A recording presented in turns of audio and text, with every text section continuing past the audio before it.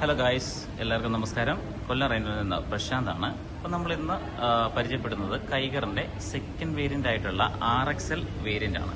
അപ്പം വാഹനമെടുക്കാൻ ആഗ്രഹിക്കുന്ന ഏതൊരു വ്യക്തിക്കും, അതായത് കോമ്പാക്ട് XUV സെഗ്മെൻറ്റിലുള്ള വെഹിക്കിൾസ് ഒക്കെ നോക്കുന്ന ഏതൊരു വ്യക്തിക്ക് ഏറ്റവും ബെറ്റർ ഓപ്ഷൻ ആയിരിക്കും ഈ ഒരു വെഹിക്കിൾ സെക്കൻഡ് വേരിയൻ്റ്.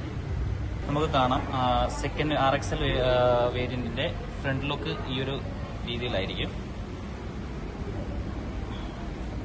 അത്യാവശ്യം ഫീച്ചേഴ്സ് കാര്യങ്ങളെല്ലാം വരുന്നുണ്ട്. 16 ഇഞ്ച് ടയേഴ്സ് ഒക്കെയാണ് വരുന്നത്.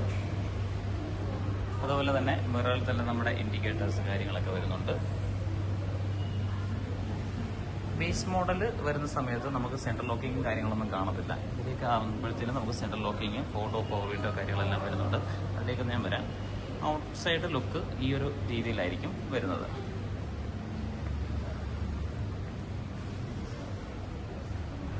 പറയുമ്പോൾ നമുക്ക് ഈ ഒരു സെഗ്മെന്റിൽ തന്നെ ഏറ്റവും കൂടുതൽ ഓപ്ഷൻ എന്ന് പറയുമ്പോൾ നമുക്ക് 405 ലിറ്റർ നമ്മുടെ ബൂട്ട് സ്പേസ് വരും എന്നുള്ളതാണ്. കോമ്പാക്ട് XUV സെഗ്മെന്റിലുള്ള വെഹിക്കിളാണ് നമ്മുടെ കൈഗർ എന്ന് പറയുന്നത്. ഏറ്റവും കൂടുതൽ ബെറ്റർ ഓപ്ഷൻ തന്നെയാണ് നമുക്ക് ഇത് കിട്ടിയിരിക്കുന്ന ബൂട്ട് സ്പേസ്. നമ്മുടെ ബാക്കിൽ സ്പേസിന്റെ കാര്യത്തിൽ ഒരു കോംപ്രമൈസും ചെയ്തിട്ട് ഇന്റീരിയർ കാര്യങ്ങളൊക്കെ ഇങ്ങനെ ഈ ഒരു രീതിയിൽ തന്നെയാണ് വരുന്നത്. നമുക്ക് ബാക്കിൽ ചാർജിങ് സോക്കറ്റ്, പിന്നെ റെയർ AC വെന്റ് കാര്യങ്ങളെല്ലാം വരുന്നുണ്ട്.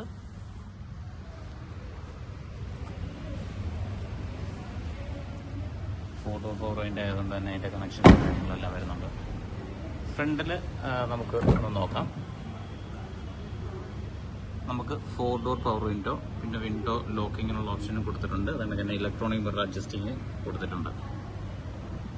പിന്നെ ഒരു ഡിജിറ്റൽ ക്ലസ്റ്റർ ആയിരിക്കും വരുന്നത്. അവൻ്റെ സെൻട്രൽ ലോക്കിങ് നമുക്ക് വരുന്നുണ്ട്.